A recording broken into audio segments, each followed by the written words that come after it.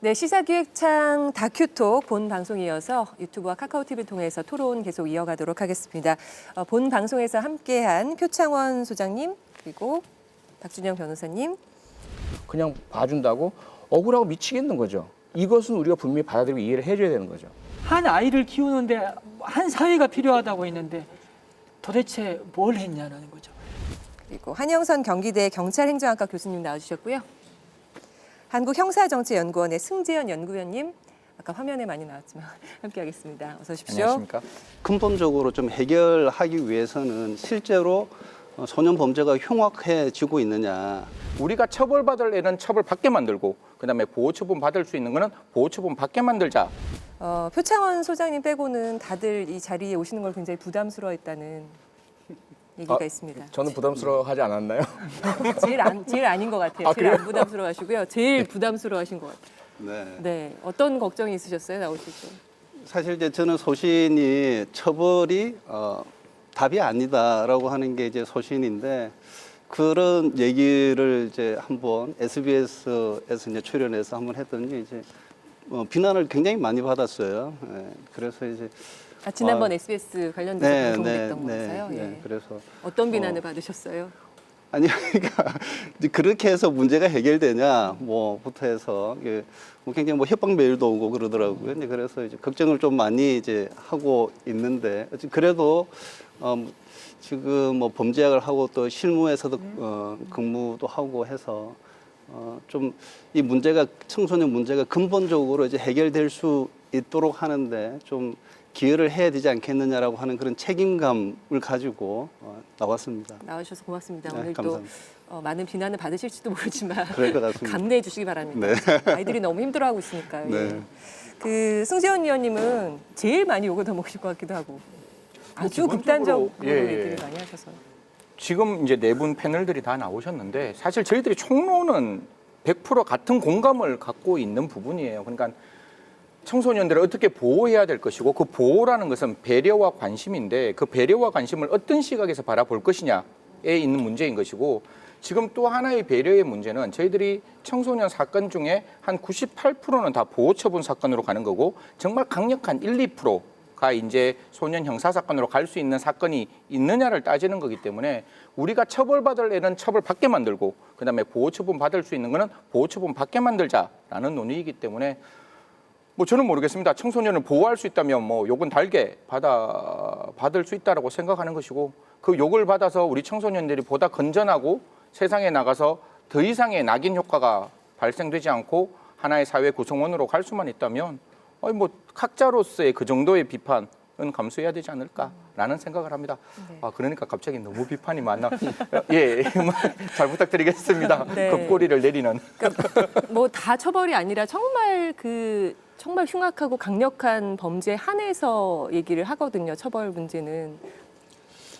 그러니까 이제 정말 흉악하다라고 하는 것이 이제 사실 저는 그렇게 생각해요. 이제 피해자 입장에서 보면 흉악하지 않은 범죄는 없어요. 예. 그 학교 폭력이 그냥 뭐 왕따만 하더라도 온 집안이 다 이제 지옥이 이제 되는 거잖아요. 그걸 그리고 또 뭐 그런 왕따라든지 이런 것들이 이제 스몰 트라우마라고 이렇게 또 이제 부르는데 실제로 이제 사건이 작아서 그렇지 그 충격이 작다라는 의미는 아니거든요. 이게 그 아이의 인생이 완전히 이제 망가질 수 있기 때문에 단순하게 뭐 살인이나 뭐 강간이나 이런 흉악한 사건이 아니더라도 모든 범죄는 다 흉악해요. 근데 이런 흉악 범죄를 이제 구분하기 위해서 기준들이 있어야 되는데 이제 그 기준들을 이제 어떻게 이제 그 흉악한 범죄자들을 선별해낼 것인지 그건 굉장히 다른 문제죠. 그 부분에 대해서 제가 이제 말씀을 드리면 흉악한 범죄를 구별할 수 있는 것은 법정형이 분명히 만들어져 있고 그 법정형에서 우리가 강력범죄라고 이야기하는 5대 범죄가 있습니다. 물론 뭐 그 안에 방화 범죄까지 포함하면 이제 저 4대 범죄에서 5대 범죄로 넘어가는 건데요.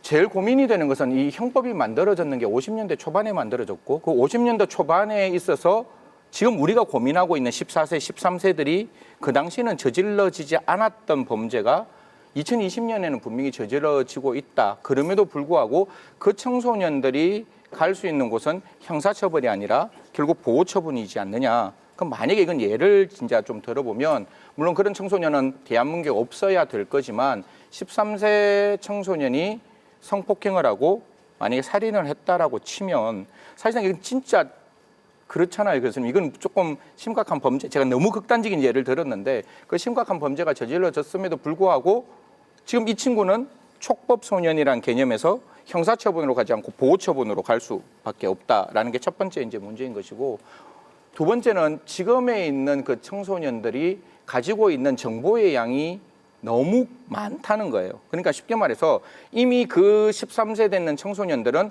내가 어떤 처분을 받을지를 이미 알고 있는 상태에서 이 범죄를 악용하고 그 범죄를 저질러도 처벌받지 않는다는 생각 때문에 계속 범죄가 저질러지고 있는 좀 예외적인 모습도 보이고 있다라는 점은 어떻게 보면 우리가 말해야 되는 이 보호 처분에서 얘를 정말로 배려하고 관심을 가지고 다시금 세상에 내어보내야 되는데 악용하고 있는 친구들까지 여전히 지금에 있는 시스템 속에서 해결하고자 노력을 하다 보니까 그런 대한 부작용이 있지 않느냐. 조금만 이제 말이 길었는데 한 30초만 더 말씀을 드리면, 그러면 그런 흉악한 범죄를 저지르는 친구, 그리고 이렇게 이 소년법을 악용하는 친구들이 어디에 가게 되는가 하면 보호 처분을 받고 있는 소년원에 갈 수밖에 없다고요. 지금 우리 네 분의 패널들이 계시는데 제가 너무 강력하게 막 이건 처벌해야 됩니다. 처벌해야 돼요. 처벌해야 돼요. 이러면 따라오실 수 있는 밴드웨건 효과가 분명히 있거든요. 그러면 같은 소년원 안에서 한 30명, 40명이 있는데 이걸 악용하는 친구가 와서 이렇게 얘기하는 거예요. 야, 너희들 어차피 인생 레벨링 혹은 스티그마가 찍혔어. 세상에 나가봤자 다시금 너희들은 전과자로밖에 취급받지 않을 거야. 왜 여기서 너희들이 이렇게 착하게 살아야 되니? 어차피 한번 인생이 조금 과격한 말인데 베린 인생인데 왜 여기서 너희들이 이 사회에서 또 올곧게 살아가려고 하느냐? 그러지 마라라고 악영향을 끼칠 수 있는 가능성이 있지 않느냐? 그러면 우리는 이 13세 이 청소년을 보호하기 위해서 소년원에 여전히 머물러 있어야 되고, 그러면 거기서 정말 개성 교화될 수 있는 그 나머지 98%에게 우리는 악풍의 폐습을 여전히 끼치게 만들 것이냐. 즉 모든 형사정책은 선택과 집중이 필요한 건데 왜 여기에 소년원에 있는 이 98% 아이들에게 이 악영향을 끼칠 수 있는 아이까지 이 보호처분 안에 들어오게 만드느냐. 얘들을 제외하자. 이게 연령을 낮추자라는 논의와 일맥상통하고 있다. 이런 말씀을 박 조심스럽게 변호사님 드리겠습니다. 불끈불끈하실 것 같은데요. 먼저 듣고. 사실 좀 너무 많은 얘기를 이제 뭉뚱그려서 좀 말씀하셔가지고 이제 이런 얘기를 먼저 좀 정리하고 넘어갔으면 좋겠어요. 이제 우리가 이 청소년 문제를 이제 근본적으로 좀 해결하기 위해서는 실제로 소년 범죄가 흉악해지고 있느냐, 아니면은 연령이 이제 낮아지고 있느냐, 그런 추세를 기반으로 해서 이야기를 하는 것이 이제 필요하잖아요. 예. 그런데 이제 지금까지 쭉 그 우리 청소년 범죄 통계를 보면 청소년 저연령화도 사실이 아니고 지능화도 사실이 아니고 그다음에 흉악화도 사실이 아니에요. 근데 지금 여기 이 몇몇 사건 사례들 있잖아요. 이제 저는 이제 처음 말씀드렸지만 모든 피해자 입장에서 모든 사건이 다 흉악해요. 그리고 그 피해자 입장에서는 다 처참하죠. 근데 이게 특별히 그러한 사건들, 안타까운 사건들을 이제 몇 가지 이렇게 해서 이제 계속 집중하면 그것이 이제 전체 일반화되는 오류를 이제 가지게 된다라는 것이거든요. 그런데 그렇게 하면은 올바른 대응 방안을 이제 강구하기 어렵다라는 것이죠. 실제로 추세는 이제 살인, 강도, 강간 이런 사건들이 사실 감소하고 있거든요. 성폭행 관련해서 좀 늘고. 예. 그렇죠. 이제 그러니까 지금 그거는 성폭력 범죄가 흉악 범죄 중에서 4대 흉악 범죄 중에서 강간과 성폭력이 지금 증가하고 있는 것 때문에 흉악화된다라고 이야기하는데 사실 그 문제도 여러 가지 이제 논의할 분야가 좀 있어요. 왜냐하면 그 전까지는 강간 사건만 해당됐는데 통계를 하는데 성폭력을 넣었어요.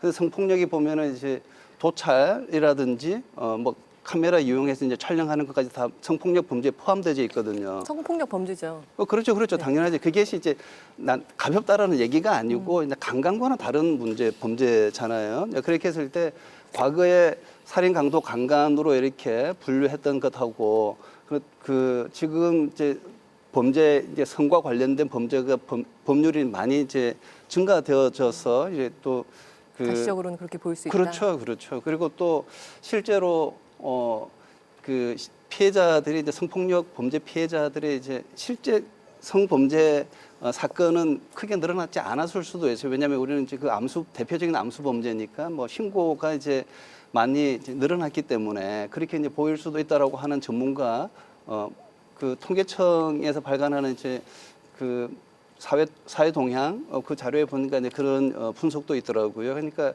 우리가 이게 이 살인 강도 방화라든지 이런 흉악 범죄가 다 감소하고 있는데 성과 관련된 그러니까 강간과 관련된 것만 증가한다 이렇게 해석할 필요는 없을 것 같아요.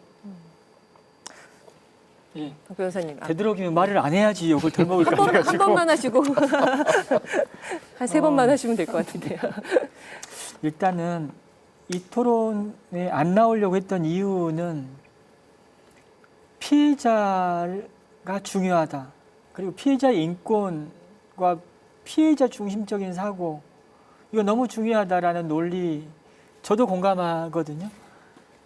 근데 이제 표 의원님이나 우리 박사님의 입장을 공감하면서도 저희는 이러한 논의와 함께 저희들 주장도 함께 좀 들어달라는 취지인데 이게 얼마나 먹힐까 막 이런 고민이 컸죠. 왜냐면은 저는 이제 막 머리에 등기 없으니 그렇게 많이 이렇게 막 다 출력해가지고 이렇게 하는데 이제 우리 두 분께서는 이론과 경험이 너무 풍부하시기 때문에 근데 우리 교수님 말씀에 약간 보충을 하자면 통계자료 보면은 13세 미만의 범죄가 많이 늘었다라는 얘기가 있습니다. 물론 근데 쭉 감소해 오다가 작년에 많이 늘었다라는 얘기가 있는데 그 이면에는 이런 게 있을 것 같아요. 이전에 그 학교에서 발생하는 이게 가벼운 사건도 전부 다 지금 형사사건화되고 있습니다. 오죽하면 학폭위가 변호사 업계의 블루오션이 돼버리는 그런 상황이란 말입니다. 이러다 보니 이전에는 이게 사건화가 되지 않은 사건들조차 이렇게 통계에 잡히다 보니 13세 미만의 범죄가 급증한 걸로 나오는 게 아닌가라는 생각도 들고요. 성범죄 문제가 많죠. 근데 성범죄의 경우도 우리가 미투 운동 이후에 이 피해자의 어떤 신고의식도 많이 신고의식과 그리고 또 이 성범죄를 판단하는 어떤 법의 어떤 기준도 피해 여성의 관점에서 많이 발달됐다라고 볼 수 있거든요. 그렇게 돼야죠. 예. 그런 영향으로 인해서 이 성범죄 통계가 또 많이 잡히는 그런 지점도 분명히 존재하고요. 그리고 말씀하신 바와 같이 강력범죄의 숫자가 통계상으로 크게 차이가 없는데 왜 우리는 이렇게 흉포화되고 있고 잔혹해지는 걸로 느끼냐? 그것은 CCTV가 너무 많기 때문에 모든 범죄 장면들이 영상으로 정리가 되고 있고 그런 것들이 이제 사건이 보도되면서 그 아주 자극적인 부분들이 많이 이제 언론을 통해서 알려지다 보니 그리고 SNS 통해서 퍼져나가다 보니 우리가 통계상으로 별 변화가 없지만은 소년들이 갈수록 사고를 크게 치고 있고 아주 문제가 심각하구나라고 느끼게 된다라는 거죠. 물론 소년 범죄의 잔혹화와 흉포화 이런 부분에 대해서 문제의식이 없는 게 아닙니다. 참담할 지경이죠. 하지만 우리가 경계하는 지점은 뭐냐면은 그때나 지금이나 별 차이가 없었다. 지금 확 늘었기 때문에 우리가 뭔가 아주 강력한 한 방이 필요하다라는 그런 논리보다 그때나 지금이나 별 차이가 없었는데도 불구하고 우리는 그때나 지금이나 의미 있는 대응을 하지 못하고 지금 계속 시간만 보내고 있다. 본질적으로 그 사건 범죄의 실태나 원인이나 해야 될 우리 사회의 어떤 노력을 기울인 게 도대체 뭐가 있냐라는 거죠. 한 아이를 키우는데 한 사회가 필요하다고 했는데 도대체 뭘 했냐라는 거죠. 그런 본질적인 지점에 대해서 우리가 좀 논의를 제대로 한 이후에 그러고 나서 뭔가 우리가 대책을 세우는데도 그래도 소년들이 말을 안 들으면은 더 강력하게 처분을 내린다는 것에 대해서 반대할 사람 하나도 없습니다. 그런 노력 자체가 없었다. 저는 냉정하게 말했을 때는 없었다고 봅니다. 두 분 이거는 뭐 할 말이 없으실 것 같은데 할 말 있으세요? 첫 번째 이제 말씀을 주셨는 부분에서 저희들이 시계열 분석을 할 때 그냥 2020년, 2019년, 2018년, 2017년 이렇게 시계 분석을 하는 게 아니라 이 소년법이 만들어진 1950년대부터 지금까지 청소년 범죄를 쫙 스펙트럼을 넓히면 분명히 1950년대에 저질러진 범죄의 유형과 2020년대의 범죄 유형은 분명히 다르고 저는 변호사님이나 교수님이나 저한테 너무 좋으신 바깥에서 만나면 정말 제가 감히 말씀도 못 드릴 만큼 정말 제가 존경하는 분들인데요. 지금 방금 성폭력 범죄라고 말씀을 주셨는데 그 성인지 감수성이 늘어났기 때문에 신고율이 늘어났기 때문에 지금 성범죄가 많이 올라갔다고 말씀 주시는데 그게 필요한 거잖아요. 내가 신고했기 때문에 그 범죄가 늘어나서 이 성범죄가 늘어나는 걸 우리가 통계 숫자가 늘어나는 거에 대한 다른 형식의 해석은 좀 지양돼야 지양돼야 되는 거. 그러니까 분명히 청소년 범죄는 분명히 문제가 있는 거예요. 옛날에는 그게 숨겨져 있었고 드러나지 않았는데 그게 드러났으면 그런 청소년의 성범죄에 대해서는 우리가 어떻게 가야 될지를 진지하게 고민하고 방금 말씀 주셨다시피 성폭력 특별법들이 지금 많이 개정되고 있잖아요. 사실 이 휴대폰이라는 게 제가 대학교 다닐 때만 하더라도 상상할 수 없는 저는 어떤 사람을 만나기 위해서 그 집 앞에서 3시간, 4시간 기다리는 시대였는데 2020년은 그렇지 않잖아요. 그냥 실시간으로 우리가 확인할 수 있고 지금은 화상 전화를 하는 시대라는 말이에요. 그렇기 때문에 디지털 성범죄가 이렇게 어떻게 보면 개인의 성적 자기결정의 자유의 침해에서 그 영상을 찍어서 경제적 대상의 유의의 대상으로 만드는 정말 말도 안 되는 사회가 만들어졌다면 그런 형태의 범죄는 흉악한 범죄라는 거예요. 이게 그냥 그러니까 디지털 불법 촬영물이 아니라 그거는 어떤 한 사람의 미래를 지우는 범죄고 그거는 지구 저 반대편에서 영원히 지워지지 않는 그 피해자에게는 정말로 심각한 범죄라면 그런 범죄를 했는 청소년에 대해서 우리가 여전히 보호 처분으로 머물러 있어야 할 것이냐라는 고민은 필요하다는 건데 한 말씀만.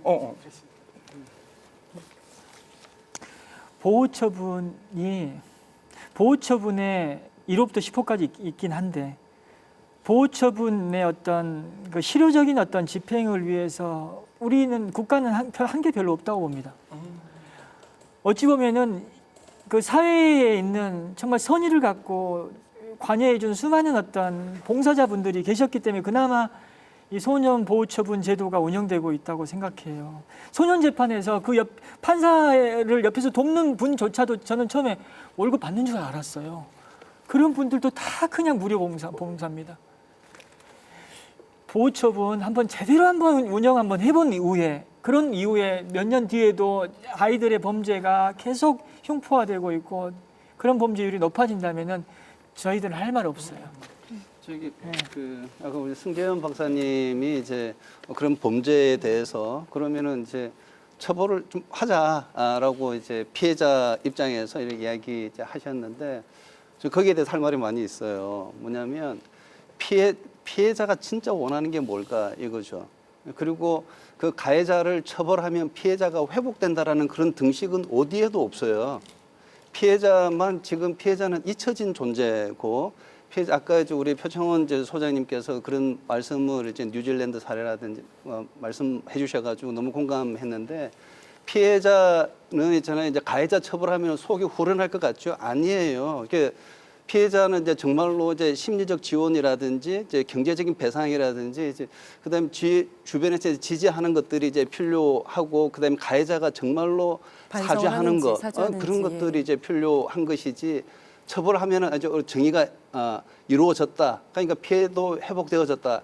절대 아니에요. 그러니까 처벌을 강하게 한다고 피해가 회복되냐? 이런 등식에서 우리가 좀 벗어나야 되지 않겠느냐. 오죽하면 이제 그런 얘기까지 할까 뭐 이렇게 접근할 수도 있잖아요. 그러니까 저는 이제 무슨 얘기냐면 처벌을 강하게 하고 그다음에 모든 대중들이 이제 이제 속 시원해 하면은 피해자는 여전히 묻혀져 버려요.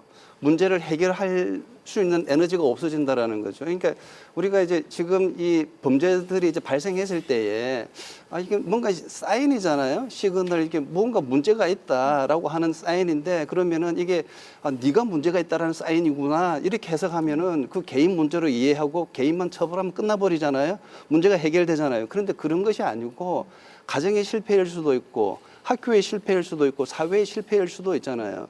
그러니까 이런 것들을 제대로 해석해서 청소년 문제를 단순하게 이게 걔가 아주 흉악한 녀석이었네라고 처벌하는 것으로 끝나는 것이 아니고 근본적으로 문제를 이제 해결하기 위한 그런 것들을 하기 위해서는 뭐 데이터라든지 이런 것들을 기반해야 된다라는 거죠. 단순하게 정서적으로만 반응해서는 이제 문제 해결이 안 된다라는 것이죠. 표창원 소장님. 네, 저는 기본적으로 두 분 말씀이 참 소중하다고 생각을 하고 필요하다고 생각을 하고 동의를 많이 합니다. 공감도 많이 하고요. 그리고 그동안 우리 사회가 언론도 그렇고 정치도 그렇고 처벌이냐 아니냐의 대립 구도를 자꾸 만들었었어요. 그러면 막 논쟁이 벌어집니다. 그래서 처벌이 아니라 보호가 필요하다라고 뭐 소신 있게 용기 있게 말씀하시는 분들은 뭐 가해자 편이냐 이러면서 막 비난 받으시고 또 처벌이 필요하다고 얘기하는데 그게 조금 더 솔직하게 얘기하면 또 그 아이들에게 너무 잔인하지 않냐 또 비난받고요.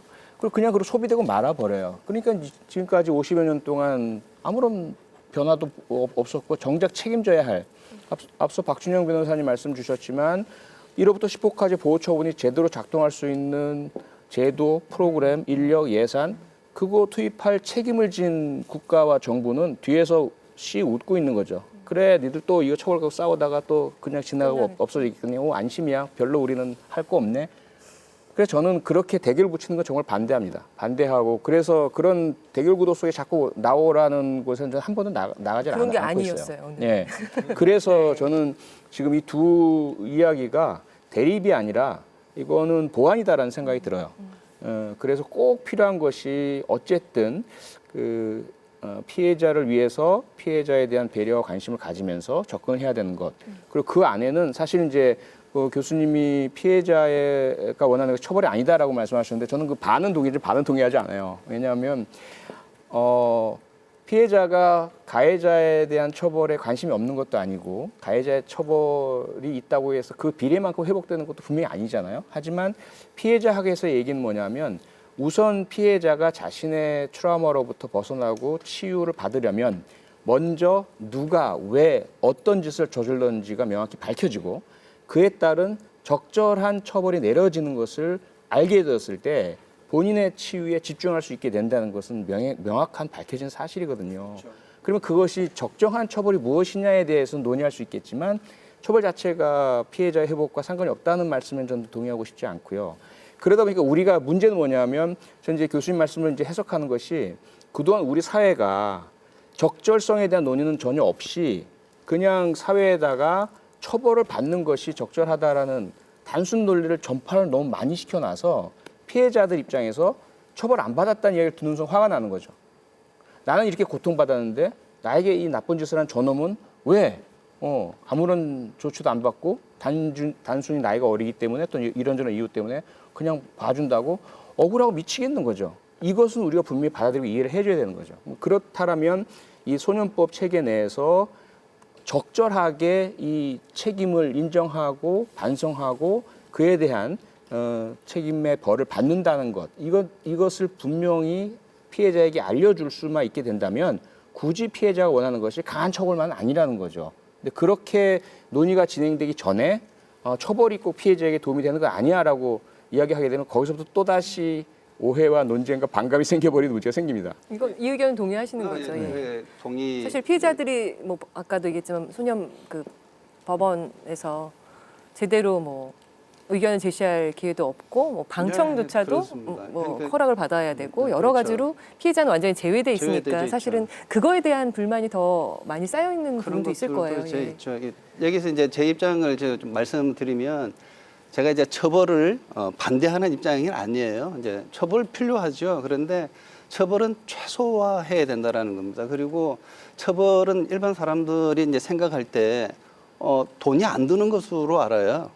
근데 이제 처벌은 굉장히 고비용입니다. 이제 그리고 굉장히 저효율이에요. 예를 든다면 우리나라만 하더라도 성인 재소자 같은 경우는 1년에 2,300만 원에서 2,500만 원이 소요돼요. 한 명 처벌하는데 10년이면은 2억 3천에서 2억 5천만 원이 들어요. 10년 하면. 그러면은 10년 동안 우리 대학교 등록금보다 훨씬 비싼 돈을 이제 들여서 처벌을 하고 있거든요. 교도소 수감 비용 말씀하시는 거죠? 그렇죠. 네, 맞습니다. 그렇습니다. 수감 비용이 그랬는데 이게 어쨌든 운영하는데 그렇게 들어가는 거니까 미국은 그 한 2배 정도 듭니다.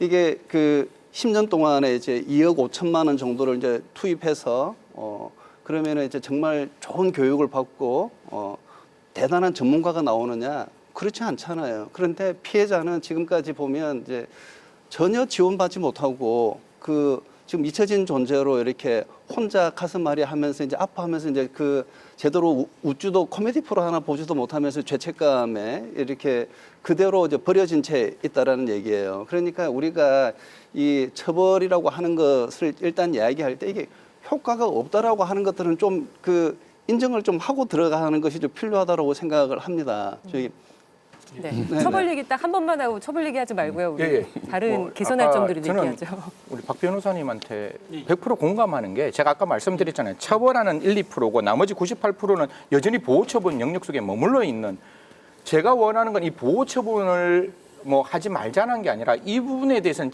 진짜 저희들이 고민해야 되는 거고, 사실 소년 교도소에 대해서 조금 불편한 말씀을 드리면 지금 김천이라는 곳에 한 곳에 있는데 원래 그게 서울 근교에 있어야 돼요.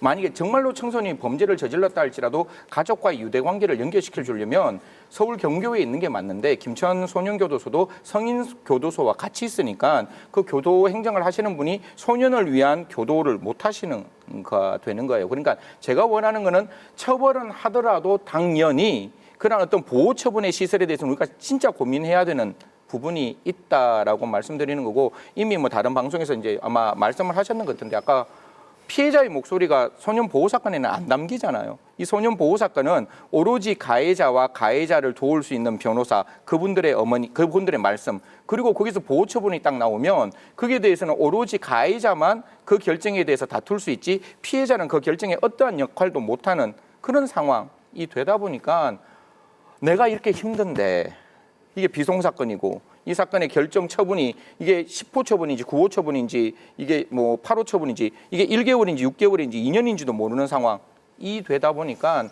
그런 부분에서 저는 제도 개선이 필요하다는 거예요. 그러니까 이게 만약에 현실적으로 그 보호처분 영역 속에 머물러 있으려면 정말 흉악한 애들이 과연 2년 갖고 될 것인가에 대한 고민부터 시작해서 피해자의 목소리를 어떻게 이 보호처분에 담아갈 것인가에 대한 문제가 있으면 제도는 개선해야 되고 보완해야 되는 거지 그 제도가 없어지는 건 아니라고 보는 거거든요. 그래서 그 부분에 대해서는 전적으로 공감하되 그런 부분에 대해서 어떻게 우리가 개선을 해보자 이렇게 말씀드리고 싶습니다. 잠깐만 말씀드릴게요. 네. 말씀하신 대로 보호처분 사건에서 그 가해자의 주도로 절차에서 중심이 되고 있다는 건 분명한 사실입니다. 그래서 피해자의 목소리가 어떤 식으로든 구체적으로 또 아주 세밀히 담기는 건 필요합니다. 그런데 전적으로 또 가해자 중심은 아니거든요. 우리 호통판사 천정호 판사님 보시면 아시겠지만은 소년 재판, 일반 형사 재판과 달리 중립적인 위치라기보다는 사건에서 피해자의 관점은 때로는 판사님이 문제 제기를 하시거든요. 아주 허세게 그냥 꼬집기도 하시고 근데 그런 부분이 있는 거고요. 그리고 이제 또 이 말씀 드리고 싶어요. 아이들의 어떤 흉악한 범죄를 그러니까 1, 2% 되는 흉악한 범죄를 형사사건으로 다루자라는 논의 중요하다고 봅니다. 왜냐하면 관대하게 처분을 하는 것보다 그에 상응하는 형벌을 최소한 내려줘야 되는 것 아니냐. 그런데 그렇다면 범죄 촉법소년의 연령을 낮추는 것도 하나의 아닐 수 있겠지만 소년보호처분을 좀 더 중하게, 제 말이. 중하게 하고 좀 내실 있게 하는 것도 맞지 않겠나라는 그리고 생각이 저는 보호처분에 들어올 사건이 보호처분에 들어왔으면 가해자의 목소리가 담기는 걸로 돼요. 왜냐하면 피해자는 사실 그 피해가 그렇게 크지 않는 사건들이거든요. 원래 보호사건으로 가는 것 11세, 12세가 무슨 그렇게 큰 범죄를 저질렀겠어요. 98%의 사건은 그냥 피해자도 용서했고 그 가해자가 그 판사님 앞에서 가정보호사건에서 정말 제대로 된 보호처분을 받아야 되는데 지금은 피해자가 분명히 성폭행을 당했고 피해자의 앞날이 지워졌음에도 불구하고 이게 보호처분에 와가 있는 거예요. 그러다 보니까 보호처분에 안 올 사건이 보호처분에 와서 피해자의 목소리가 안 나오니 이게 여기서 인지부조화가 발생하는 거거든요. 그렇기 때문에 그 부분에 대한 어떤 논의고 저는 변호사님하고 100% 공감하는 게 나이를 낮추지 말자 그러면 지금 10호 처분의 가장 강력한 처분이 2년. 이것도 사실상 인권 침해적 요소가 있기 때문에 6개월 미만으로 갖고 2년 이상 못 가게 만드는 건데 교육형주의잖아요. 그러면 이 친구가 정말로 재범의 위험성이 없고 그런 어떤 범죄의 어떤 성격이 없어질 때까지 우리가 교육하고 보담아내고 그들의 어떤 미래를 생각할 수 있는 기관과 시설을 새로 만들어야 된다라고 생각하는 거죠. 제가 안산 여성교도소에 여자라고 청소년 그 소년원에 갔는데 애들 정말 착하잖아요. 그 어떻게 보면 저런 애들이 어떻게 저런 범죄를 저지를 수 있을까에 대한 생각이 있는데 결국 걔들이 그 소년원 안에서 나오게 되면 사회 하위 문화에 우리는 접하게 만들 수밖에 없는, 그래서 저는 오히려 변호사님 말씀보다 한 단계 더 나갔으면 싶다는 거죠. 그러한 어떤 그 소년원에서 나오고 난 다음부터 그들이 하위 문화에 접근하지 않을 수 있는 어른들의 관심, 아까 저는 100% 공감합니다. 한 청소년이 크기 위해서는 한 마을이 필요한데 그 한 마을에 대한 고민을 우리가 안 하고 있는 거예요. 그래서 처벌할래는 처벌하고 정말 보호할래는 다시 한번 보호하자, 뭐 이런 생각이 있는 거죠. 그러면은 지금 정부에서도 뭐 촉법 소년 연령을 뭐 만 14세 미만에서 만 13세 미만으로 낮추자라는 논의가 있는데 만약에 소년원 뭐 기간을 좀 더 늘린다든지 이런 게 좀 강화되는 쪽으로 바꾼다면 지금 막 만 12세 막 11세까지 막 주장하고 그러셨잖아요. 네. 그거 다 걷어들이실 거예요. 아니요, 그거는 이제 제가 원하는 게 그게 보호 처분이 어떻게 만들어지느냐의 문제인 것이고, 그 중에서 만약에 보호 처분이 만약에 뭐 쉽게 말해서 뭐 2년 6개월로 늘어났다. 근데 그 보호 처분 시설은 지금과 동등한 시설이고 개별 처우가 안 되는 시설이다. 같이 집단 생활을 해야 된다. 그럼 절대로 반대죠. 왜냐하면 그 흉악한 애들이 그 소년원에 들어가서 98%에게 똑같은 악풍의 폐습을 끼칠 거니까. 그게 아니라 정말 흉악한 애들을 별도로 만들 수 있는 그 소년원, 거기서 제대로 된 교육을 할 수 있고 그들의 책임에 비례한, 어떻게 보면 비행이기 때문에 책임이라고 말하기는 좀 부적절한데 그들이 저질러 놓은 비행에 비례할 수 있는 소년 시설이 만들어진다는 전제가 된다면 그때부터는 고민해 볼 수 있는 건데, 이제 그런 부분을 많이 변호사님하고 저하고 공감대가 있으면 그런 운동을 해야 되겠죠. 돈이 문제긴 하죠. 근데 괜찮으세요? 시 박사님 오랜 시간 계셔가지고. 네, 예. 그래서 좀 말씀하신 게 중에 좀 명확하게 할 필요가 있는 게 있어요. 이게 뭐냐면 실제로 우리나라는 지금 그런 제도를 가지고 있어요. 형법이 있고 소년법이 별도로 있습니다. 그러니까 이제 그리고 또 그 과정에서 이제 우리나라는 검사선의주의를 이제 선택하고 있는데 검사가 한 번 거르고 또 소년법원으로 가더라도 거기에서 다시 이제 이 아이가 이제 그 형사처벌을 하는 것이 필요하다라고 그러면 다시 역송치하는 그런 제도들이 있어요. 그리고 그러니까 이제 지금 우리나라 이 제도가 이제 잘 만들어져 있기 때문에 소년 범죄가 이제 꾸준히 이제 이 일정 수준을 이제 유지하거나 감소하고 있다고 생각하고 있거든요. 예. 여기서 뭐 더 이상 뭘 더 할 필요가 있겠나라고 이제 그런 생각이 들고요. 그다음에 하나 또 정확하게 이제 말씀드리고 싶은 게 이제 뭐냐면 이 촉법과 관련해 가지고 사실은 소년법이 있기 때문에 국가에서 개입을 하고 있는 겁니다. 그러니까 14세 미만에 대해서는 형사 미성년자고 처벌할 수 있는 근거가 없어요. 형법에 따라서는. 그런데 이 아이들이 이제 소년법이 있기 때문에 소년법에서 이 아이들을 이제 그 법원 소년부에서 그 심리를 해서 이제 최대 2년까지 소년원 처분을 하잖아요. 네. 소년원 2년이라고 하는 것이 엄청난 고통이에요. 실제 이게 처벌이 아니다라고 이야기하는데 정과에 올라가지 않는다라는 것일 뿐이지 사실 수사 자료에 다 나와요. 네, 이런 부분들이. 그리고 또 실제 그 소년원에 가는 것이 무슨 캠핑 갑니까? 여기 전부 다 바깥에 이제 철조망 있고 다 이제 그 안에서 자물쇠 채워서 모든 자유박탈은 기본이에요. 그러니까 그곳에서 이제 생활하는 것 자체가 이제 그 중학교 1학년 아이들, 이런 아이들이 이제 소년원에서 수용된, 구금된 생활을 2년 동안 하면서 이제 그 반성을 하기를 모든 걸 다 빼앗아 놓고 부모로부터 뭐 그 자기가 이제 어떤 미래의 꿈이라든지 모든 것을 다 박탈한 상태에서 그 아이가 이제 잘 성장하고 반성하기를 이제 기대하는 것은 정말 어려운 일이라는 것이죠. 그러니까 이게 사람이 소년원 가는 것이 그냥 교육 처분이다라고 이거 우리가 이야기를 하는데 이게 처벌적인 성격이 굉장히 강해요. 엄청나게 고통스러운 그런 과정이거든요. 근데 이제 국민들이나 이제 그런 범죄들 언론에 많이 노출되고 이런 분들은 소년원이 이제 그렇게 큰 처벌로 느껴지지 않는다는 게 사실 문제인 것 같아요. 그게 문제거든요. 왜냐하면 그러니까 지금 저는 교수님 말씀에 조금 동의하고 싶지 않은 거 보니 우리나라 제도 다 돼 있다 괜찮다. 저는 반대합니다. 제도적으로 여전히 미흡하고요. 형식과 틀만 갖췄을 뿐이죠. 그리고 서로가 불신하잖아요. 교도소는 가면은 더 나빠진다. 불신하니까 안 보내고 보호 처분하자. 그런데 또 보호 처분 제대로 안 되니까 제대로 처벌하자. 상관의 불신에서 나오는 거잖아요. 불신의 근거는 제도의 미비이죠. 그리고 그 제도의 실행의 미비이고요. 과밀 수용, 그렇죠? 프로그램 미비, 예산 부족, 인력 부족. 그 부분 자체를 고치지 않는 한 지금 사실 의미 없는 토론이 될 수도 있어요. 보호 처분도 제대로 안 이루어지는데 보호 처분을 하자. 또 처벌이라는 의미로 교도소 거기 가면 더 나빠진다.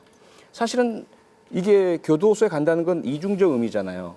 선고 때까지는 퍼니시먼트 처벌이라는 용어를 쓰죠. 선고 이후는 코렉션 교정이잖아요. 그건 처벌이어서는 안 되는 거 아닙니까? 교육형주의고 우리는 예방을 위한 교정이잖아요. 우리 대한민국 형사사법 철학 자체가. 그럼 교도소는 처벌의 공간이 아니라 그건 교정의 공간이어야 하고 이 사람이 왜 이런 범죄를 저질렀는지를 우선 분류 심사 조사를 하고 그 원인에 맞는 적절한 처방을 내려서 2년, 3년, 5년 그 수감 기간 동안에 그 시간이 흘러가면 흘러갈수록 이 사람의 범죄 성향은 개선되어야 하고 사회 적응도는 만들어져야 하고 그리고 나가서는 다시 사회에 적응할 수 있도록 되어야 하는 거잖아요. 그리고 그렇게 되도록 우리 사회도 바깥에서 받아들일 준비가 되어 있어야 하잖아요. 근데 그게 되어 있나요? 안 되어 있기 때문에 그렇죠. 법과 제도에 문제가 있는 거고요. 두 번째로는 소년원이 처벌 기능이다. 그거 잘못된 거 아닙니까? 아니, 저기 이제 그렇기 때문에 네. 소년원이란 것은 정말 우리 일반 국민이 믿는 대로 저기 가면 아이들이 교육도 받고 물론 그 생활상의 어떤 통제는 있고요. 바깥에 못 나오긴 하지만 그 안에서는 제대로 된 교육과 제대로 된 처우를 받아서 그 아이들이 다시는 그런 범죄를 저지르지 않도록 되리라고 믿고 있어서 그런 그 시설이기를 바라는데 여기는 처벌이다라고 하면 그 자체가 모순 아니에요. 아니, 그러니까 이제 교수님 이제 소장님 네. 거기에 대해서 이제 한마디만 드리면 이게 이제 시설이라든지 교육의 이제 질들을 높이면 이제 처벌이 되지 않느냐, 효과가 있느냐 이런 차원의 이제 말씀이신 것 같아요. 그런데 호텔에서 대학 교수가 와서 교육을 이제 한다고 하더라도 갇혀 있으면 그건 아무 효과가 없어요. 실제로 동기 자체가 이제 발생하지 않기 때문에 그리고 뭐라 그럴까요? 이제 아무리 이제 좋은 곳에 있어도 자유가 없는 곳이 이제 뭐 학교가 될 수는 이제 없다라고 이제 생각하거든요. 거기 지금 빗장을 다 채워놓고 거기에서 뭐 호텔식으로 나오고 이렇게 하더라도 그리고 또 거기 과밀 수용은 정말로 이제 인권 침해죠. 그런 것들이 헌법 이제 위헌 결정들이 이제 나는 이제 사안들이니까 그런데 거기에 뭐 한 명 또는 두 명 톡방에 이렇게 갖다 놓고 뭐 이렇게 충분한 처우를 이제 제공한다고 하더라도 그것이 이제 자유를 박탈했다라는 그런 본질적인 문제는 이제 변하는 것이 아니고 그 상태에서 이제 자발적인 이제 그런 교육들 학습들이 일어나느냐 그렇지 않다라는 것이죠. 그러니까 지금은 이제 우리가 그 교육의 패러다임도 옛날에는 교수하는 것에서 지금은 학습하는 것으로 이제 바뀌었잖아요. 그것 가지고는 안 된다라는 것들을 이제 알게 된 것이고, 그러니까 교육의 효과가 없다라는 것이 현장에 그래서 이제 오랫동안 근무하면서 너무 죄송한 말씀인데 네. 현장에서의 자괴감은 충분히 공감할 수 있어요. 근데 그 말씀은 정말 제가 볼 땐 좀 위험할 수 있는 게 뭐냐면 좀 약간 좀 정리해서 이쪽에 앉아 있다 보니까 저도 부담이 돼서 말씀드리는데 그렇죠. 저도 소년 사건을 한 1000건 이상 했습니다. 1000건 이상 하면서 마지막에 소년 재판에서 소년부 판사께서 처분을 내리기 전에 보조인한테 의견 얘기하라고 할 때 저는 아이가 뒤에서 울고 있더라도 하더라도 10호 얘기를 꽤 했습니다. 10호 보내야 된다. 그 이유는 말씀하신 어떤 그 갇힌 상태에서 교육이라는 한계가 있다라는 말씀에도 공감은 하지만 어쨌든 본인이 저지른 어떤 비행과 범행에 대해서 상응한 어떤 책임을 지는 것은 이건 너무나 당연하다는 생각이거든요. 그게 필요하다. 그래서 지금 교수님 말씀에 이제 또 현장에서 겪었던 얘기 그리고 또 피해자를 함께 또 저는 재판 과정에서 봤기 때문에 그걸 보면은 그렇다 하더라도 자유를 제한한다 하더라도 어찌 보면은 그 불이익의 어떤 제재의 어떤 그 효과는 충분히 발휘할 수 있게끔 할 필요가 있다라는 생각은 하는데 또 한편으로 하시는 말씀 중에 공감 가는 말씀이 있습니다. 무슨 말씀이냐면은 어렸을 때 저희 사고 치면 파출소에 가 있으면 선생님들이 찾아왔거든요. 내가 책임지고 할 테니까 제가 데려가겠습니다. 한번 저한테 맡겨주십시오라고 했는데 그런 시대가 아니죠. 지금은 학교 선생님이 학교에서 법원으로 바로 이 아이 도저히 안 되겠으니까 좀 알아서 좀 처분해달라고 보내는 시대입니다. 그리고 앞서 말씀드린 바와 같이 학폭위가 열려서 어떤 일이 발생하냐면은 아이들과 부모가 막 다투기 시작해요. 또 각각의 어떤 주장의 증거들, 그리고 또 주변 친구들까지 막 때로는 거짓말의 향연이 돼버립니다. 이게. 이렇게 저는 뭘 경계하고 싶냐면은 어떤 사건이라는 게 사건화가 돼가지고 사법제도의 테두리로 들어온다는 것이 법대로 한다라는 것의 관점에서 정의로 보일 수도 있겠지만 분쟁이 확대되고 이로 인해서 어떤 사회적 갈등이 너무나 커져가고 이게 궁극적으로 이게 맞는 방향인가에 대한 의문이 실은 있거든요. 그래서 말씀하신 취지는 저는 이렇게 받아들이고 싶어요. 사건이 시스템 안으로 들어와서 온전히 해결된다라고 볼 수는 없다. 그래서 궁극적으로 이제 소년 문제는 정말 이게 너무 이 방송에서 적절한 얘기일지 모르겠지만 이것은 앞으로 수십 년, 수백 년 동안 계속 우리가 나아가야 될 문제고 하루아침에 절대 바뀔 수 없는 문제다. 다만 양쪽의 주장도 충분히 경청해야 될 지점들이 분명히 존재한다라는 말씀 드리는 거죠. 근데 이렇게 얘기해서 지금 몇 년째 지금 사실은 국민청원 생길 때부터 해서 청와대에서도 친절한 청와대 갖고 뭐 이게 지금까지 다 매번 지금 숱하게 얘기를 했는데 사실은 달라진 거 있어요? 몇 년 동안? 그 조금씩은 소년 달라졌죠. 그 밥값 올린 거. 소년원 같은 경우도 이제 학교 개념으로 바뀐 게 그렇죠? 2000년대 들어와서 뭐, 겨우 바뀌었고 95년, 뭐 98년도부터. 예. 그다음에 이제 과밀 수용도 고치겠다고 법무부가 어쨌든 선언을 했으니까 그 10명 이상 수용은 이제 없도록 하겠다. 계속 얘기하면 뭔가는 변할 수 있다. 조금씩 변해 왔어요. 근데 피해자 부분. 피해자 부분이 너무 진척이 없어서 그게 너무 아쉽고 그리고 그 변화의 폭과 속도가 너무 작고 느리니까 이 정도는 안 된다는 거고 그래서 이제 우리 넷이 하는 이야기가 이렇게 산발되지 않고 대립되지 않았으면 좋겠고 모았으면 좋겠고 이것을 통해서 국회도 제가 너무 죄송하게도 법사위에 있으면서 소년법 문제가 해결도 안 되고 개정도 이루어지지 않은 것에 큰 책임을 느끼는데 그렇게 되지 않도록 관심과 압박을 해야 됩니다. 누가 신경 써야지 되는 거예요? 모든 사람 국민과 언론이 신경 써주셔야 되고 어떤 정치 전체가 지금 거대 양당의 어떤 그 다툼과 큰 틀의 뭐 검찰 개혁과 뭐 검찰총장 이런 것들로 집중돼 있다 보니 소년법 문제를 얘기할 공간 자체가 없어요. 거기다 법무부가 정부 주도를 움직여줘야 되는데 법무부에서도 사실은 이런 소년법 부분은 법무부 전체의 그 어떤 관심 분야 중에 아주 미미하고 작은 분야에 머물러 있거든요. 그걸 근본적으로 바꾸려면 뭐 너무 죄송한 말씀이면 역시 국민적 관심과 지속적인 언론에서의 노력과 학계에서의 또 노력 이런 것들이 합쳐져요. 언뜻 그 생각이 들었는데요. 그 박 변호사님 얘기 듣고서는 이게 소년법으로 자꾸 접근을 하면 굉장히 한계가 있는 것 같아요. 아까 심지어는 저는 이거 공부하면서 소년법이 아니라 이제 소년 피해자법을 따로 만들어야 되는지 뭐 이런 생각도 했는데 지금 박 변호사님 얘기 들어보면 이거는 일종의 시그널이고 우리 사회가 우리 청소년들 아이들을 어떻게 보호해야 될지에 대한 완전히 패러다임을 바꾸지 않으면 요즘 뭐 아이들 막 방임하고 학대하고 막 죽여버리고 이런 사건들 너무 많잖아요. 그러니까 이게 다 어떻게 보면 같은 테두리 안에 있는 부모가 성인이 자녀를 낳으면 아무 책임을 갖지 않는 어떤 그런 사회가 돼버린 거에 대한 그거에 대한 논의가 필요한 거지 사실은 법적으로만 들어가면 하나도 해결할 수 없을 것 같아요. 그 생각이 갑자기 듭니다. 법적인 뭐 개선도 필요하고요.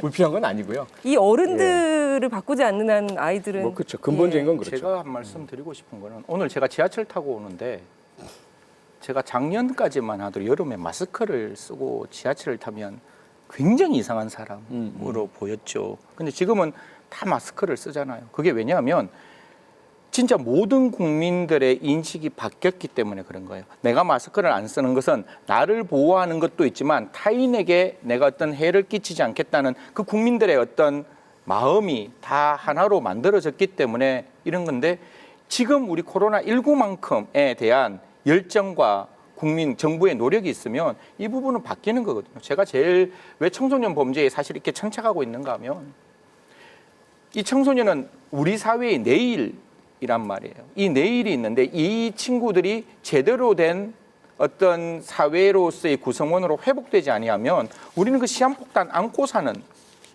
거잖아요. 그러니까 적어도 내 아이가 자라나는 다음 세대에는 어떻게든 이 청소년이 좀 더 밝고 건강하게 자라가기 위한 고민 이라면 저희들 네 분의 정말 존경하는 선생님들과 의원님과 그다음에 변호사님이 있는 상황에서 이런 이야기들이 끊임없이 계속해서 움직여져야 된다는 거고, 제가 아까 설명드렸다시피 지금 제일 답답한 거는 저는 그 보호 처분을 받은 청소년, 그리고 그 형벌을 받았던 소년 교도소에 갔던 그 모든 청소년들이 교정 당국에서 나오고 난 다음에, 소년원에서 나오고 난 다음에 그들이 갈 데가 없다는 거예요. 저는 제일 화딱지가 났는 게, 분명히 저는 소년법상 보호 처분은 자기 부모도 열어보지 못해야 되는데, 이 소년에 갔다 오는 소년 그 기록이 검찰 앞에 가면 전과 기록 형태로, 너 소년원 한번 갔다 왔구나,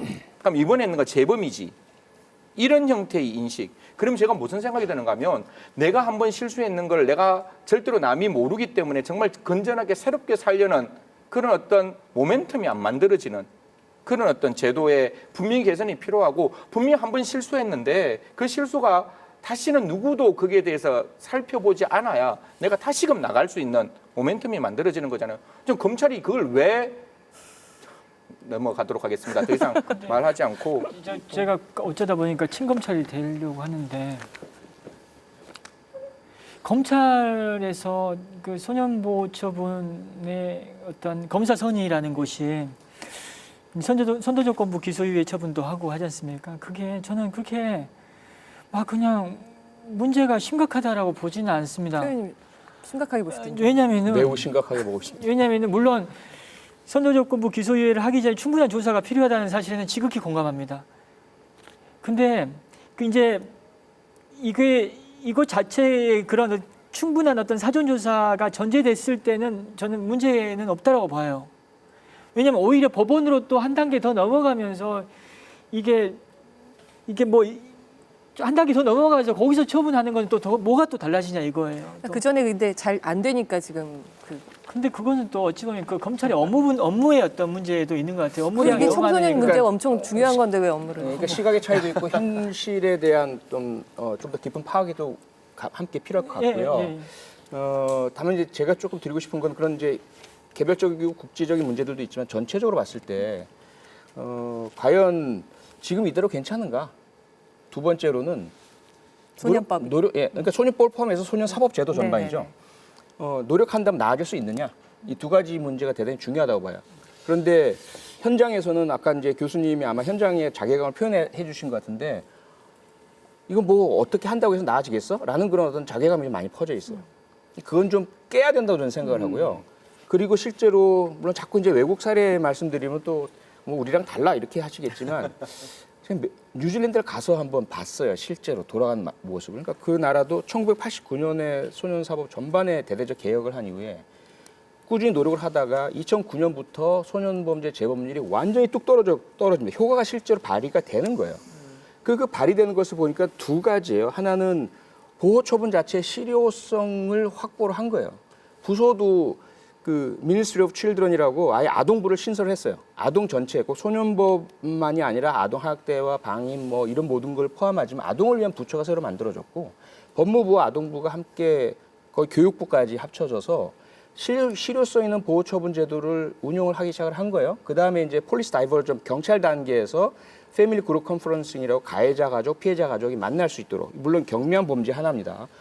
그리고 피해자가 동의한다면, 그래서 가해자가 와서 내가 왜 이렇게 했고 얼마나 내가 미안하고 정말 잘못했다고 느끼고 어떤 벌이든 달게 받겠다, 이런 것들을 이제 표현하고, 피해자는 피해자 입장에서 내가 얼마나 너 때문에 힘들고 아팠는지를 알아?를 표현할 수 있는 기회를 주고, 법원에서 지정한 그 중재자가 여기에 대해서 이제 그럼 피해자는 쟤한테 화장실 청소 한 달 괜찮을 것 같아요? 그럼 피해자가 제대로만 이행된다면 좋아요. 그럼 그 다음에 이제 그게 이행되는 것들을 다 확인하고 피해자에게 알려주고, 이 실효성 있는 제도를 만들었어요. 그리고 그것이 실제 재범률을 뚝뚝뚝 떨어뜨리고 있거든요. 그리고 처벌도 강력범죄에 있어서는 소년교도소에 구금을 합니다. 하지만 그 구금하는 환경과 상황이 성인교도소와 너무 달라요. 예, 그래서 실제로 교육도 받고 직업훈련도 받고 자기가 어떻게 왜 살아가야 될지도 배우고, 그리고 나오고 나니까 얘네들의 재범률이 또 떨어지는 거예요. 그래서 그럼 남의 나라 얘기긴 하지만 왜 우리가 뉴질랜드만 못해? 왜 우리는 우리 아이들에게 그만큼 관심을 못 기울여? 그리고 왜 우리는 피해자를 그만큼 못 보호해? 할 수 있고 해야 된다는 거죠. 그 말씀 꼭 드리고 싶어요. 저도 이제 그 표 소장님 의견에 전적으로 이제 동의하고 제가 계속 드리고 싶은 말씀이 그거예요. 처벌을 강화하자라는 것이 아니고 그런 회복적 정의의 이제 운동들이 실제로 이렇게 적용되도록 이렇게 소년법들이 이제 개정되고 또 지금 현재 있는 그 안에서도 이제 실제로는 좀 사실 우리나라 소년법 그 자체로만으로는 좀 힘들어요. 이제 2007년도 소년법 개정할 때 화해 공고라든지 이런 것들이 이제 들어와 있긴 하지만 이거를 이제 좀 실행할 수 있는 그런 체계들이 갖춰져 있지 않거든요. 그쵸. 그러니까 네. 우리 표 소장님이 이제 계실 때 그런 것들을 좀 제도적으로 했었어야 되는데 잘못하신 예. 거예요. 지금 방송하실 때가 아니셨어요. 죄송합니다. 저희가 네. 제가 왜 검찰 얘기를 하면서 또 검찰의 나름의 입장에 대해서 얘기할 수밖에 없는 이유는 그러면 경찰은 또 문제가 없냐? 직결 심판이 어떻게 활용되고 있냐면요. 직결 심판하면 우리가 언뜻 들으면은 술 먹고 어디 그냥 소란 피우고 해가지고 직결 심판에 해부돼서 그냥 벌금 얼마 받고 끝내는 걸로 그렇게 생각할 수 있겠지만 아이들에 대해서도 아이들에 대해서 직결 심판이 이루어집니다. 아이들 사고 친 아이들이 직결 심판에서 판사 앞에서 벌금 딱 얼마 선고받고 이렇게 나오는 경우가 지금 엄청나게 많습니다. 근데 왜 그런 직결 심판이 이루어지는 이유가 뭐냐면은 직결 심판 기록은 폐기해 버리거든요. 판사 앞에서 분명히 벌금 얼마를 선고받았는데 이제 기록 없어지니까 니네들한테는 별 이상 지장 없어라고 그렇게 정리되는 사건들이 어마어마하게 많아요. 그러면 안 된다는 거죠. 이건 저는 아이들이 사고 치는 아이들이 어떤 뭐 반성이나 제대로 하는 것인지도 판단조차 제대로 안 한 상태에서 즉결해서 그냥 빨리 그냥 절차에서 해방시킨다고 벌금 얼마 딱 때리고 기록 없애고 이런 일들이 경찰 수사 과정에서 너무 많이 벌어집니다. 편의주의적 발상이죠. 예. 선도적거부 기소유예도 지금 현재 실제 운영 과정에서 문제가 있긴 하지만 경찰에서 직결 심판으로 처리하는 수많은 소년 사건도 문제가 있고 그러니까 이 소년 사건은 그 소년부 재판은 그러면 어떠냐? 판사들 숫자가 너무 부족하니까 소년부가 있는 지방법원도 별로 없잖아요. 네. 그러니까 가정법원에서 그냥 어느 하나의 어떤 기관과 어느 하나의 제도의 문제가 절대 아닙니다. 저희 똑같은 생각을 하고 있는 거예요. 전체적인. 그래서 문제. 오늘 이제 시사기획창 특집 다큐톡 두 번째 시간인데 저는 처음에 시작할 때만 해도 정말 찬반으로 완전히 반대돼서는 뭐 촉법 소년 연령을 낮추는 거에 혈안이 돼서 뭐라든지 아니면 강력 처벌 막 이렇게 싸우실 줄 알았는데 대체로 그쪽이 아니라 소년 그 법 체계, 사법 체계를 전반적으로 좀 손질할 필요가 있다는 쪽이 더 맞는 것 같아요. 그럼요. 그죠? 그럼요. 예. 근데 그걸 하려면 계속해서 이런 어떤 토론이나 이야기들이 오고 가야지만 네. 근데 이제 나이 낮추는 문제도 그냥 단순하게 뭐 13세, 12세 이게 언론에서는 아니라 다시 그런 쪽을 좀 약간 그렇게 있어요. 단순하니까 예, 쉽고 단순화시키는 게 빠르고 있어서 예.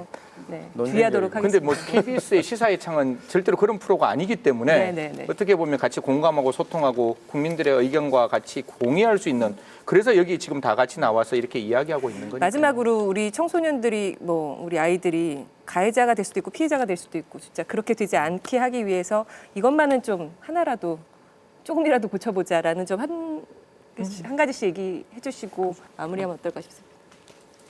사실 이 중에서 예, 제가 생각할 때 이 시민들께서 이제 일반 대중들께서 이제 그 청소년 범죄를 보고 좀 분노하시는 거 너무나도 당연한 감정이에요. 이제 실제로 거룩하다고 생각합니다. 이게 정당한 그런 분노고 그리고 이제 그 분노들이 있잖아요. 예, 사회를 이제 시스템을 변혁시킬 수 있는 힘으로 저는 이게 그 변환되어져야 된다라고 생각하거든요. 그런데 이제 이거를 그냥 기존 언론에서는 이 가해자 한 명 처벌하는 곳으로 집중을 시키는 그런 그런 생각들이 좀 많이 들어요. 그렇게 하면은 정말 아까 우리 표 소장님 말씀하신 대로 이제 그냥 소모해버리고 끝나버려요.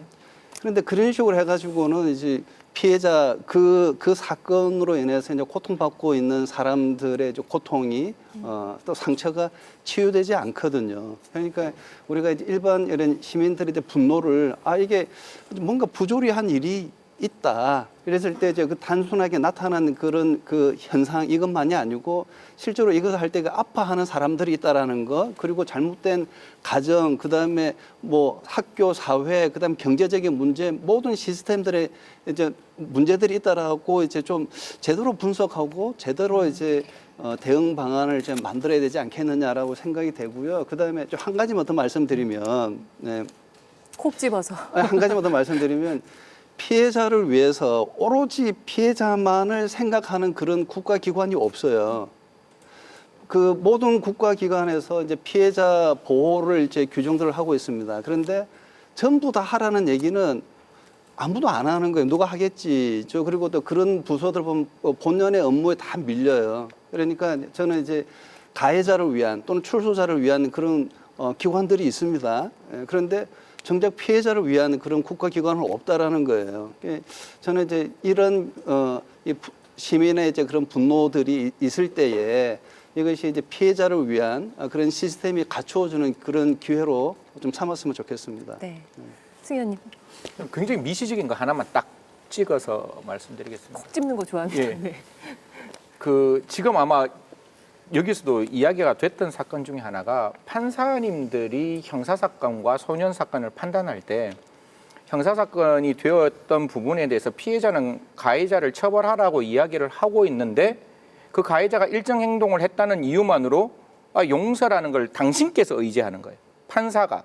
근데 분명히 피해자의 의사를 절대로 대신할 수 없는 판사 그거를 의지해서 그거를 소년사건에서 형사사건에서 소년사건으로 옮겨내면 그때부터는 피해자의 목소리가 다들 동의하시지만 들어가지가 않거든요. 그래서 절대로 판사님께서 피해자의 의사를 대신 안 했으면 좋겠다라는 거 첫 번째고, 두 번째는 법원행정처 시스템을 한번 말씀드리겠습니다. 그러면 지금 형사사건에서 소년사건으로 갔는 이게 잘못된 결정이라고 다툴 수 있거든요. 그게 보통한 거라 그래서 집행정지 효과가 없기 때문에 소년사건은 그냥 진행되는 과정 속에 머물러 있는 거예요.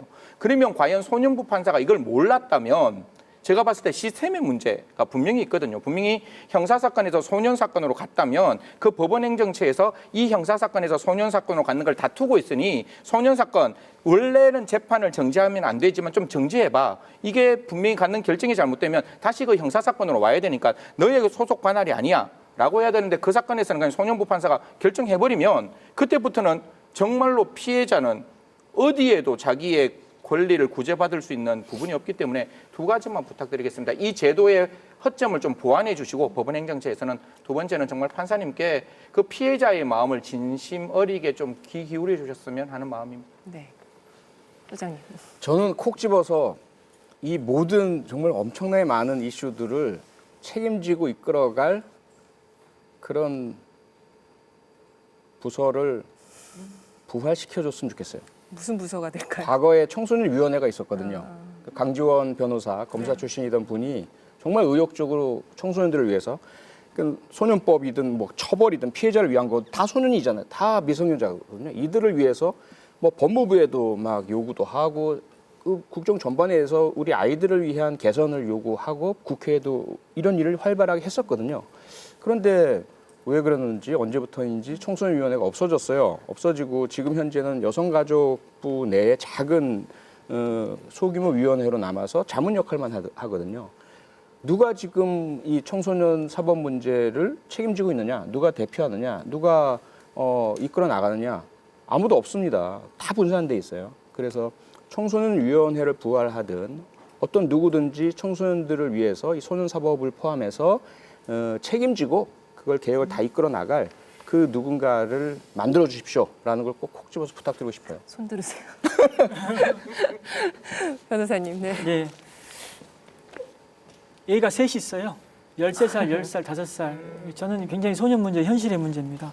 우리 아이들이 안 다쳤으면 좋겠고 또 가해자가 안 됐으면 좋겠습니다. 안전한 사회, 함께 사는 사회를 꿈꾸죠. 그런데 가끔 이런 생각도 한 적이 있었죠. 내가 그래도 좀 알려진 변호사고 이름 좀 많이 나왔거든요. 영화 예, 주인공이기도 그리고 돈도 좀 문제 앞으로 벌어가지고 내가 내 힘으로 애들 지킬 수 있을까? 근데 그건 천만의 말씀입니다.